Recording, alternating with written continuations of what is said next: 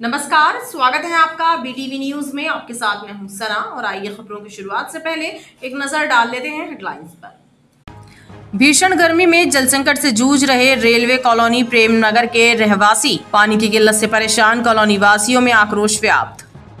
Supermarket के 55 दुकानदारों से नगर निगम वसूलेगा 39 करोड़ रुपए, बकाया वसूली के लिए नगर निगम ने शुरू की कार्यवाही।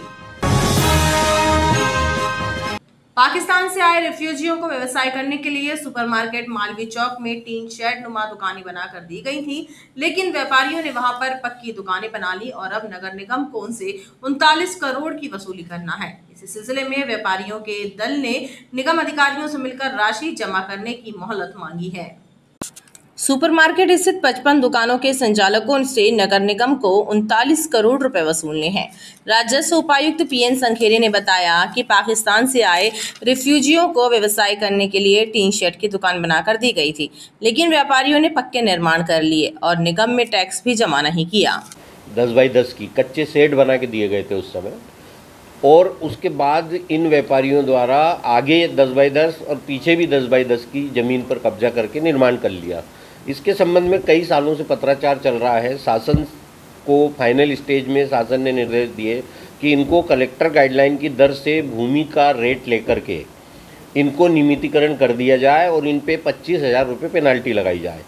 तो इस तरह से ये 55 लोग हैं, उनसे जो गणना की गई है 3 साल पहले, तो इसका 39 करोड़ रुपया हमारे को लेना बनता है। शासन स्तर से कोई संशोधन होता है तो उसको किया जाएगा, और नहीं तो पूर्व की जो दर है निर्धारित की गई है 39 करोड़ की राशि वसूली के लिए कार्रवाई की जाएगी। नगर निगम के द्वारा इन बकायादारों से वसूली की कार्यवाही शुरू कर दी गई है। कैंट विधानसभा में नगर निगम संबंधी कार्यों को संपन्न कराने की रूपरेखा तैयार करने महापौर के साथ एक बैठक आयोजित हुई।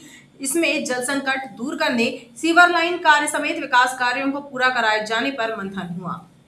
कैंट विधानसभा में नगर निगम द्वारा कराए जाने वाले कार्यों की रूपरेखा तैयार करने महापौर जगत बहादुर सिंह अन्नू ने निगम आयुक्त, निगम अध्यक्ष एवं कैंट विधानसभा पार्षद दल के साथ बैठक की और विधानसभा क्षेत्र में व्याप्त जल संकट को दूर करने समेत अन्य समस्याओं का गंभीरता से समाधान किए जाने पर मंथन किया। कैंट विधानसभा क्षेत्र में नगर निगम से संबंधित जितने भी कार्य है उसको लेकर बैठक की गई। स्वास्थ्य विभाग को लेकर, जल विभाग को लेकर, सीवर लाइन को लेकर, जल प्लावन की स्थितियों को लेकर, जल संकट को लेकर, और जो हमारे अधोसंरचना के कार्य, पीडब्ल्यूडी के कार्य, उन पे समीक्षा की गई। तो समीक्षा में पहले से बहुत बेहतर कार्य हुए और उससे और बेहतरी कैसे हो सके, जिससे आदर्श विधानसभा बन सके, इसके लिए विधायक जी के पहल पर हम लोगों ने आज बैठक की, और वो 2 वर्षों के अंदर हर घर नर्मदा जल होगा, ये हम लोग तय कर चुके हैं। पूरे शहर के लिए अमृत 2 का कार्य शुरू हो गया है। बैठक में जल संकट, सीवर लाइन कार्य, स्वास्थ्य, शिक्षा एवं विकास कार्यों से संबंधित मुद्दे प्रमुख रहे। राइट टाउन स्टेडियम की कायाकल्प होने के बाद स्टेडियम में 19वीं Madhya Pradesh state youth meet का आयोजन किया गया, जिसमें 130 से ज्यादा खिलाड़ियों ने हिस्सा लिया। इस प्रतियोगिता में बेहतरीन प्रदर्शन करने वाले खिलाड़ियों का चयन राज्य स्तरीय टीम के लिए किया जाएगा। राइट टाउन स्टेडियम में आयोजित Madhya Pradesh state athletics youth meet में अंडर 18 बॉयज और गर्ल्स प्लेयर्स ने हिस्सा लिया। इसमें कुल 24 इवेंट आयोजित हुए, जिसमें 12 बॉयज के लिए और 12 इवेंट गर्ल्स के लिए रखे गए।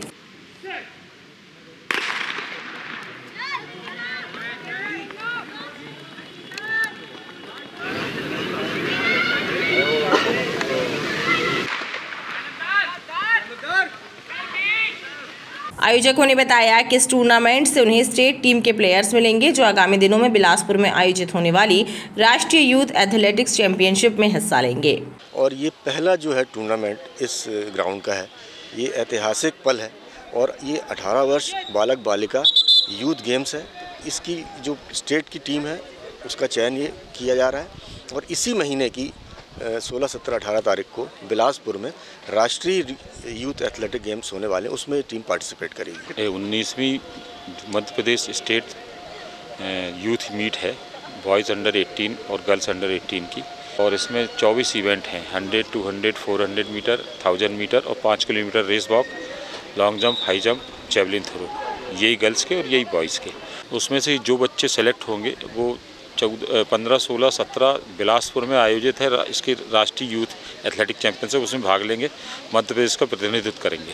आज इस प्रतियोगिता में 130 से 135 बच्चों ने भाग लिया है। टूर्नामेंट के समापन पर राज्य स्तरीय टीम की घोषणा होगी। मदन महल प्रेमनगर स्थित रेलवे कॉलोनी के बाशिंदे पिछले एक सप्ताह से जल संकट से जूझ रहे हैं। कॉलोनी वासियों ने जल प्रदाय विभाग के कर्मचारियों की कार्यप्रणाली पर भी आपत्ति जताई। उनका कहना है कि कई बार शिकायत करने पर भी इस समस्या का समाधान नहीं हुआ, लिहाजा भीषण गर्मी में पीने का पानी भी मुहैया नहीं हो रहा है। प्रेमनगर स्थित रेलवे कॉलोनी में पानी के लिए त्राही मची हुई है, लिहाजा कॉलोनी वासियों में आक्रोश व्याप्त है और उनका कहना है कि भीषण गर्मी में उनको जल संकट से जूझना पड़ रहा है। पिछले एक सप्ताह से यही स्थिति बनी हुई है। इसके बावजूद जिम्मेदार अधिकारी इस ओर ध्यान नहीं दे रहे हैं, बल्कि समस्या का समाधान करने की बजाय वो कॉलोनी वासियों से छिप रहे हैं। ये मदन महल रेलवे प्रेमनगर कॉलोनी दशमेश द्वार के पास है, जो एक हफ्ता से पानी की समस्या का सामना करना पड़ रहा है।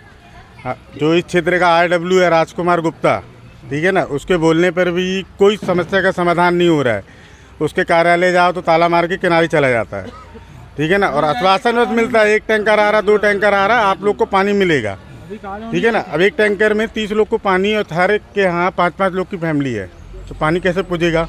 और गर्मियों के समय में तो परेशानी का सामना करना पड़ रहा है। समस्या ये है कि विगत एक हफ्ते से ये बोरवेल काम नहीं कर रहा है, वो बैठ गया है, कोई जवाब दे ही नहीं है। बस जिसको बोले हाँ ये अभी 2 टैंकर आ रहे हैं, अभी 3 टैंकर आ रहे हैं, कुछ आ नहीं रहा है। बस 50,000 लीटर की टंकी है, आप उसमें 10,000 लीटर पानी डालोगे तो मोटर कैसे चढ़ाएगी, आप ये बताओ। गर्मी का टाइम है, कूलरों में पानी भरना, सब कुछ होना है, तो बताइए समस्या कैसे सॉल्व होगी, कौन जवाबदार है इसका, बताइए। मदन महल प्रेमनगर रेलवे कॉलोनी में एक हफ्ते से पानी की समस्या हो रही, छोटे छोटे पिछले शनिवार से आज तक कोई समस्या हल नहीं हो पा रही है। पंप खराब है, ट्यूबवेल, उसके कारण से कार्य चल रहा है लेकिन हो नहीं पा रहा है पूरा। कॉलोनी में लोग रहने उनके लिए बहुत दिक्कत है, छोटे छोटे बच्चे, गर्मी का दिन है, पानी की छुट्टी, सब मतलब सभी लोग परेशान हो रहे हैं। रेलवे कॉलोनी के बाशिंदों ने जल संकट की समस्या से निजात दिलाने की मांग की है। ओमती थाना क्षेत्र नया मोहल्ला के पास स्थित आदाब कॉम्प्लेक्स के मीटर रूम में बीती रात आग भड़क उठी। शॉर्ट सर्किट के बाद लगी आग से पूरे कॉम्प्लेक्स में दहशत का माहौल निर्मित हो गया। घटना के बाद दहशत में आए लोग घरों से निकलकर छत पर जा पहुंचे, जिसके बाद कुछ लोगों को सीढ़ी के सहारे छत से नीचे उतारा गया। दमकल विभाग और विद्युत विभाग के अमले ने मौके पर पहुंचकर आग पर काबू पाया। ओमती थाना क्षेत्र नया मोहल्ला के पास स्थित आदाब कॉम्प्लेक्स में सीढ़ी के पास लगे बिजली के मीटरों में देर रात आग भड़क उठी।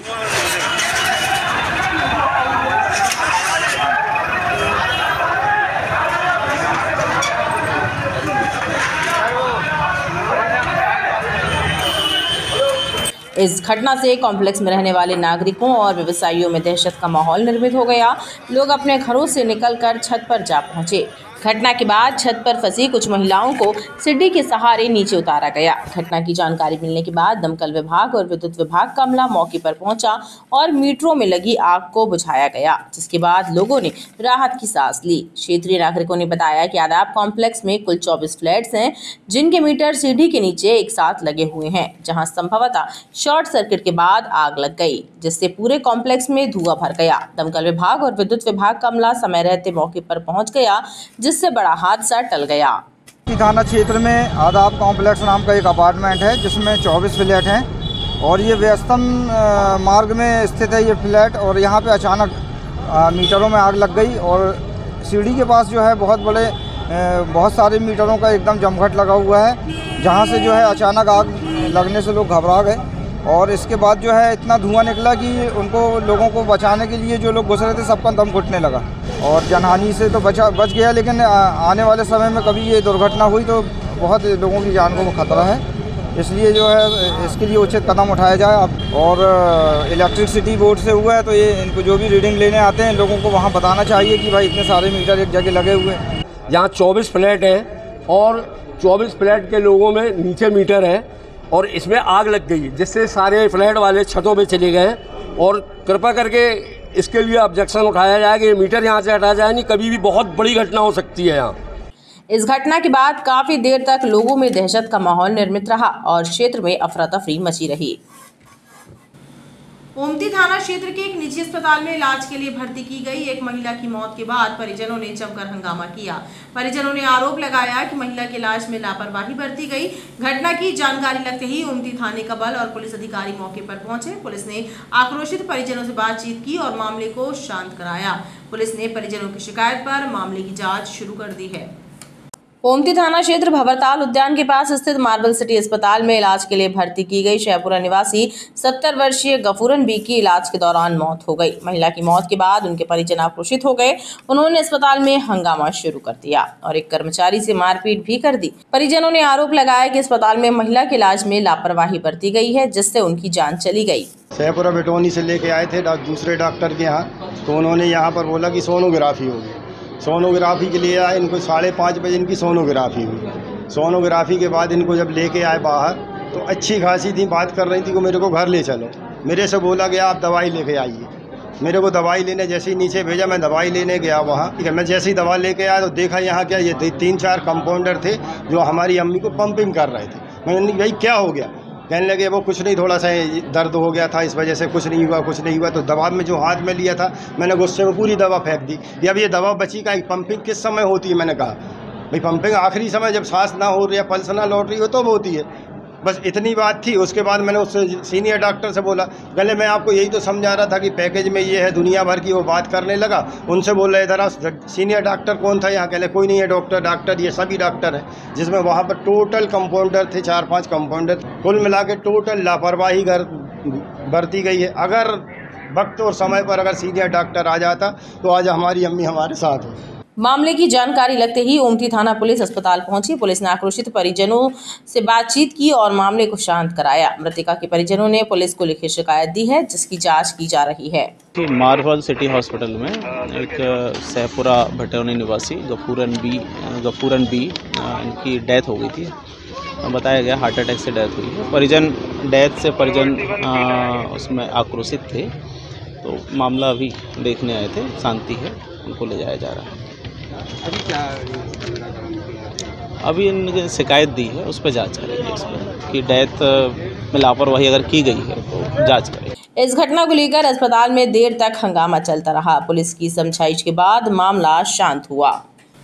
पड़ोसी के द्वारा की गई मारपीट के मामले में कार्यवाही न होने से नाराज सरफाबाद गोहलपुर क्षेत्र की महिला ने परिवार समेत एसपी से मुलाकात की और उचित कार्यवाही करने की मांग की। एसपी कार्यालय पहुंची सराफाबाद गोहलपुर की रहने वाली जमीला खान ने बताया कि उनके जेठ की बेटी एवं जफर इकबाल के द्वारा उनसे मारपीट की गई एवं इसकी रिपोर्ट गोहलपुर थाने में दर्ज कराई गई है, लेकिन उचित कार्यवाही नहीं हुई। ये हमारी जेठ की बेटी है, हमारे पड़ोस में रहती है।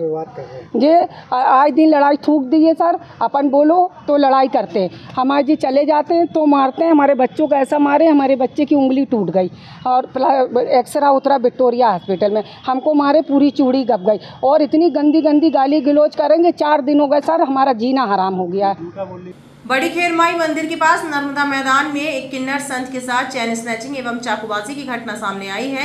इस घटना में घायल किन्नर को उपचार के लिए मेडिकल अस्पताल ले जाया गया। बड़ी खेरमाई मंदिर और नर्मदा मैदान में स्थित नर्मदा मंदिर के दर्शनों के लिए गई किन्नर संत साक्षी देवी की चैन और पर्स लूटने के लिए एक युवक वहां पहुंचा और उसने उनकी सोने की चेन खींच ली और पर्स छुड़ाकर भागने लगा, जिसको लेकर दोनों के बीच खींचातानी हुई। इस बीच लुटेरे युवक ने जेब से चाकू निकालकर साक्षी देवी पर वार कर दिए और फरार हो गया। शोर सुनकर क्षेत्रीय जन वहां पहुंचे और घायल साक्षी देवी को लेकर पहले विक्टोरिया अस्पताल गए, जहां से उन्हें मेडिकल रेफर कर दिया गया। वो लड़का सामने से आया, मेरा बैग पकड़ के दौड़ के भागने लगा। तो मैंने कहा, अरे बैग का लेके भाग रहा है? तो उतनी बात थी तो वो निकाला चाकू, तो फट चाकू चलाना चालू कर दिया उसमें, जिसमें कि मेरी एक सोने की चैन और एक कान की बाली गिरी, एक कान की हर रखी मेरे पास। पूरा घटना का नाम कहाँ का है? बड़ी खेरमाई हनुमान ताल। कितने लोग थे? मैं अकेली थी, वो भी अकेला था। भानतलैया बड़ी खेरमाई मंदिर के नर्मदा मैदान की घटना है। ये शाम के 9:30 बजे मंदिर में दर्शन करने के लिए गई रहीं और वहाँ से फिर नर्मदा मैदान गई नर्मदा माता के दर्शन करने। तो वहाँ एक लड़का आया, आशीष यादव नाम का। उसने इनका बैग छीनने की कोशिश करी, उनकी चैन छीन ली और कान का बाला छीन लिया। बैग नहीं छीना पाया, चैन और कान के बाला ले गया है और बाद में उसने चाकू ही चाकू मारी। 7-8 जगह घाव हुए हैं। भांजलैया क्षेत्र में शुक्रवार की रात हुई इस घटना के बाद पुलिस ने छानबीन शुरू कर दी है और खबरों का सिलसिला लगातार जारी रहेगा। आप देखते रहिए BTV न्यूज़।